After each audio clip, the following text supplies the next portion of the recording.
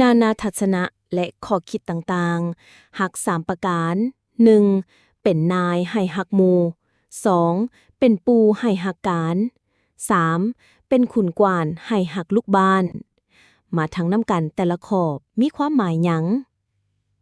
ข้อ 1. เป็นนายให้หักหมู่เมื่อเป็นผู้นำนายควรเฮ็ดตนให้หมู่พี่น้องหักและเชื่อถือ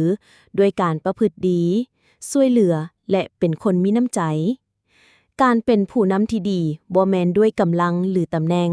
แต่แม่นด้วยใจที่เฮ็ดให้ผู้คนหักและพร้อมสนับสนุน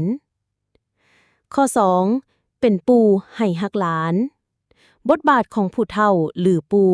คือการเป็นผู้ให้ความหักความเมตตาและความอบอุ่นแก่หลานๆเพื่อให้เขาหักและเคารพผู้เฒ่าความหักของผู้เฒ่าคือมรดกทั้งใจมันปลูกฝังคุณค่าความกตัญญูและปลูกรากวัฒนธรรมให้หลานๆได้รับสืบต่อข้อ 3. เป็นคุณกว่านให้หักลูกบ้านผู้ปกครองบ้านหรือคุณกว่านควรเป็นผู้ให้ความหักความยุติธรรมและเบิ่งแยงลูกบ้านเหมือนครอบครัวความหักของผู้นำที่มีต่อลูกบ้านคือความพักพิงแท้จริงเฮ็ดให้ประชาชนพร้อมร่วมใจและบ้านเมืองสมานสุขข้อคิดสุดท้ายคันสิตานให้คอยเพี้ยนจ๋าอยากกินนาให้เพี้ยนของฝากถ้าบ่ต้องการให้คนต่อต้านหรือวิจารณ์ก็ควรเว้าจาด้วยความนุ่มนวล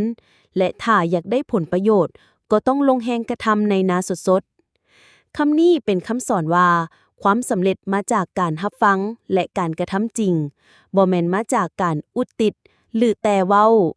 ถ้าอยากกินข้าวจากนาก็ต้องลงแรงไถและปลูกด้วยมือของตน